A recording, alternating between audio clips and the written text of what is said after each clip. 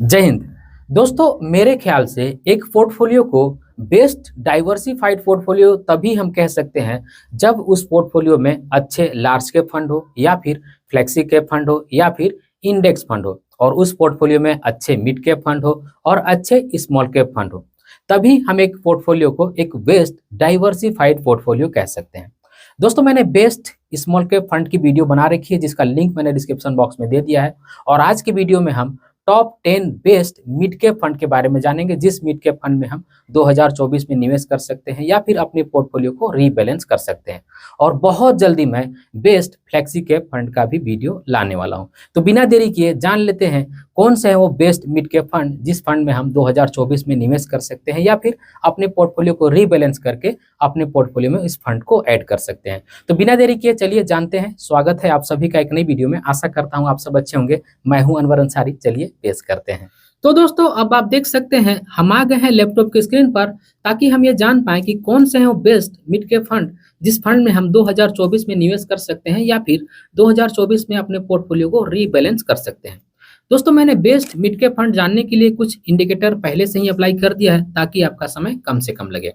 और मैंने जो इंडिकेटर अप्लाई किया है दोस्तों, उसमें पहला है 1 साल का एब्सोल्यूट रिटर्न, 3 साल का CAGR, 5 साल का CAGR और दोस्तों मैंने यहाँ पे अल्फा और पी रेशियो भी ऐड किया है।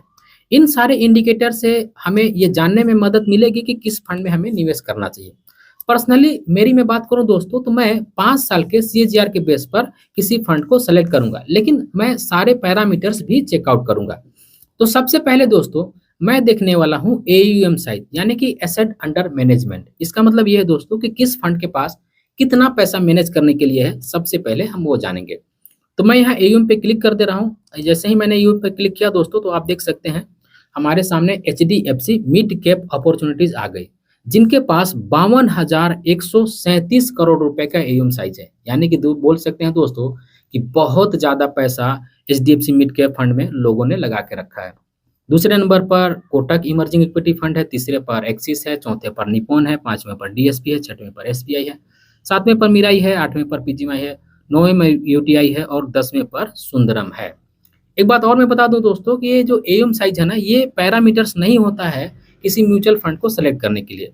एज ए इन्फॉर्मेशन, एक जानकारी के लिए मैंने आपको बता दिया कि किस म्यूचुअल फंड के पास कितना पैसा है मैनेज करने के लिए। अब हम सबसे पहले 1 साल का एब्सोल्यूट रिटर्न चेक करेंगे। तो अब मैं यहाँ पे क्लिक कर दिया दोस्तों, तो आप देख सकते हैं कि 1 साल में सबसे ज्यादा रिटर्न, एब्सोल्यूट रिटर्न जिस फंड का है वो है निपॉन इंडिया ग्रोथ फंड। देख सकते हैं 52.030% का रिटर्न है। दूसरे पर महिंद्रा मनुलाइफ है, 51% के साथ में है। तीसरे नंबर पर देख सकते हैं जेम मिड के फंड है, नया फंड है, एवं साइज इनका कम है लेकिन रिटर्न देख सकते हैं 51% का है। चौथे पर मोतीलाल ओसवाल है, देख सकते हैं 47% का है।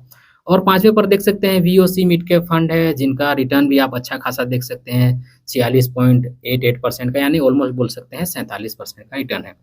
सातवें पर ITI है। आठवें पर देख सकते हैं 1 साल के एब्सोल्यूट रिटर्न के मामले में HDFC मिड कैप फंड आता है और टाटा आता है 8वें नंबर पर और सुंदरम आता है 9वें नंबर पर और आदित्य बिरला सन लाइफ आता है 10वें नंबर पर। और आदित्य बिरला सन लाइफ का देख सकते हैं रिटर्न 43.77, यानी कि लगभग 44% के आसपास का है। अब हम 3 साल का रिटर्न, जो 3 साल का CAGR है, उसको चेक करेंगे। तो मैंने यहाँ पे क्लिक कर दिया दोस्तों, एक बार और क्लिक करूंगा। अब हमारे सामने ऐसे फंड आ गए जिनका 3 साल का ट्रैक रिकॉर्ड है नहीं या फिर रिटर्न कम है। अब जब मैं दोबारा क्लिक करूंगा तो हमारे सामने ऐसे फंड आएंगे जिनका 3 साल का CAGR सबसे अच्छा है। तो मैं यहाँ पे क्लिक कर दे रहा हूँ।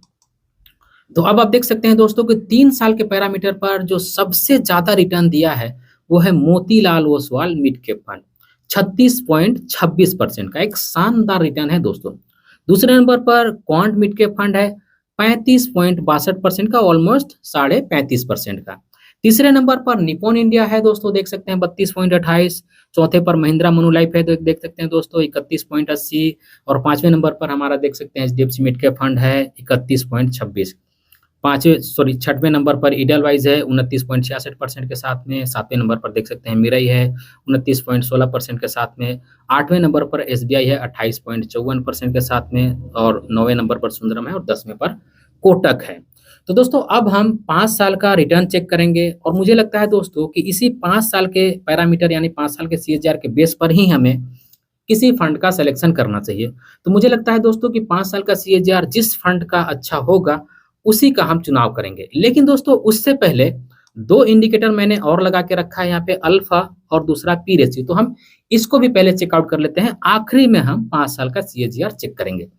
तो मैं यहाँ अल्फा पे क्लिक करता हूँ दोस्तों, तो अब हमारे सामने ऐसे फंड आ गए जिनका अल्फा सबसे ज़्यादा है। तो उसमें देख सकते हैं मोतीलाल ओसवाल है, निफोन इंडिया है, वीओसी मिड कैप फंड है, एचएसबीसी मिड कैप फंड है। मोतीलाल ओसवाल का देख सकते हैं 2.61 का है, तो बोल सकते हैं एक शानदार अल्फा है।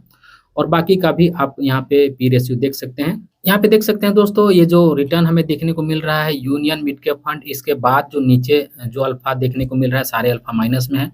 थोड़ा सा बता दूं दोस्तों कि अल्फा का मतलब क्या होता है। अल्फा का मतलब ये होता है दोस्तों कि अगर किसी फंड का अल्फा ज़्यादा है तो इसका मतलब ये हुआ कि जो भी उस फंड का इंडेक्स बेंचमार्क है उससे वो ज़्यादा रिटर्न दे सकता है। जैसे मैं सपोज कीजिए मोतीलाल ओसवाल का जो मिड कैप फंड का जो अल्फा है 2.61% का है, तो इसका मतलब ये हम मानकर चल सकते हैं कि यह अपने इंडेक्स बेंचमार्क से 2.61% यानी लगभग 2.5% ज़्यादा रिटर्न देने की कैपेसिटी रखता है।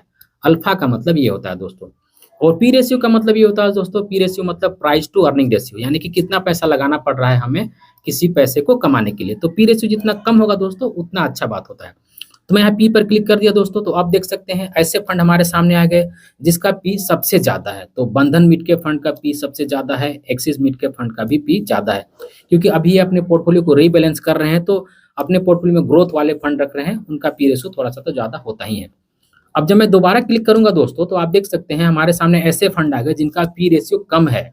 तो अब आप पी रेशियो देख सकते हैं दोस्तों कि सबसे कम P ratio quant mid cap fund का है 30.41% का, तो बोल सकते हैं एक शानदार पी रेशियो है।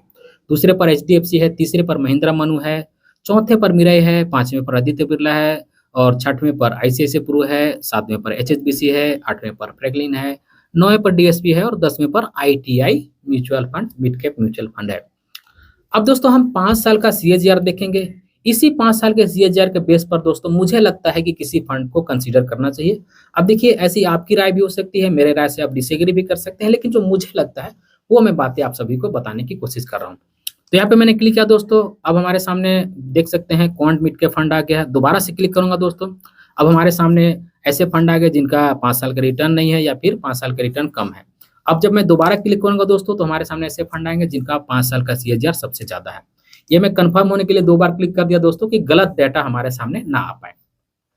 तो अब आप देख सकते हैं कि 5 साल का जो सीएजीआर है सबसे शानदार क्वांट मिड कैप फंड का है 29.74% का। दूसरे नंबर पर पिजिमा इंडिया मिड कैप फंड है जिसका देख सकते हैं 5 साल का सीएजीआर 27.02% का है। तीसरे नंबर पर मोतीलाल ओसवाल है, चौथे पर निफोन है, पांचवें पर इडलवाइस है, छठवें पर महिंद्रा मनु है, सातवें पर एसबीआई है, आठवें पर एचडीएफसी है, नौवें पर टाटा है और 10वें पर कोटक है।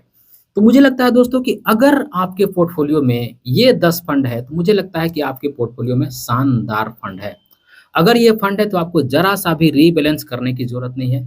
लेकिन अगर आप अपने पोर्टफोलियो में एक नया मिड कैप फंड ऐड करना चाहते हैं तो मैं बोलूंगा कि ये जो 6 नंबर है ना, यहाँ तक जो फंड है कोटक, पीजीमाई, मोतीलाल, निफोन, इडलवाइस, महिंद्रा मनुलाइफ, यहाँ तक आप कंसीडर कर सकते हैं। अगर आप चाहें तो ये 10 नंबर तक भी जो फंड है उसको आप अपने पोर्टफोलियो में रख सकते हैं। लेकिन यहाँ पे हम एक चीज देख रहे हैं दोस्तों कि एक्सिस मिड कैप फंड हमारा प्यारा दुलारा नहीं दिख रहा है, तो वो देख लेते हैं कहाँ पे है। तो एक्सिस मिड कैप फंड 15वें नंबर पर है। तो किसी के पास एक्सिस मिड कैप फंड होगा भाई तो ऐसा मत कीजिएगा कि उससे एग्जिट कर जाए, क्योंकि एक्सिस म्यूचुअल फंड बहुत ही अच्छा म्यूचुअल फंड है और ये पूरा कोशिश कर रहे हैं अपने फंड के परफॉर्मेंस को अच्छा करने के लिए।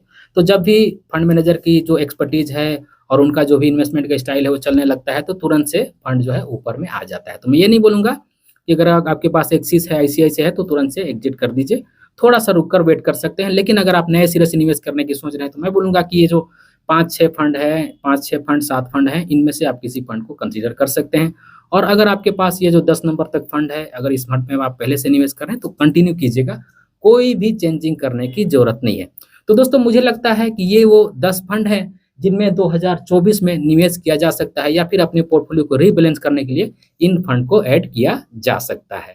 तो दोस्तों मैं आशा करूंगा कि आज की वीडियो आप सभी को पसंद आई होगी। अगर आज की वीडियो आप सभी को पसंद आई है तो इस वीडियो को एक लाइक जरूर कर दीजिएगा और इसी तरह की वीडियो देखने के लिए चैनल को सब्सक्राइब कर लीजिएगा और इस वीडियो को अपने फ्रेंड और फैमिली के बीच भी शेयर कीजिएगा ताकि वो भी जान पाए कि कौन से हैं वो बेस्ट मिड कैप फंड जिनमें 2024 में निवेश किया जा सकता है या फिर अपनी पोर्टफोलियो को रीबैलेंस करके इन फंड को ऐड किया जा सकता है। और दोस्तों एक बार और आपको याद दिला दूं कि मैंने best small cap mutual fund की वीडियो का लिंक डिस्क्रिप्शन बॉक्स में दे दिया है, या फिर डिस्प्ले पर भी वीडियो आ जाएगा, आप यहाँ पे भी क्लिक करके देख सकते हैं। और दोस्तों मैंने टेलीग्राम चैनल बनाया है, जिस टेलीग्राम चैनल पर मैं आप सभी को लमसम करने का जब भी अच्छा समय होता है तब मैं नोटिफाई करता हूं। तो अगर आप चाहते हैं कि जब भी स्टॉक मार्केट में गिरावट हो, लमसम करने का अच्छा समय हो, तो कोई हमें बताए, तो उस टेलीग्राम चैनल को बिल्कुल ज्वाइन कर लीजिएगा। और मैंने बेस्ट म्यूचुअल फंड ऐप का भी लिंक डिस्क्रिप्शन बॉक्स में दिया है, उसे भी आप जाकर के चेकआउट कीजिएगा। और कुछ सोशल मीडिया लिंक है, उनको भी जाकर के आप चेकआउट कीजिएगा। इस वीडियो के आखिर में बस मैं आपसे इतना ही कहूंगा कि अपना और अपने फैमिली का बहुत ख्याल रखिएगा। मैं मिलूंगा इसी तरह की किसी और वीडियो में, तब तक के लिए बाय।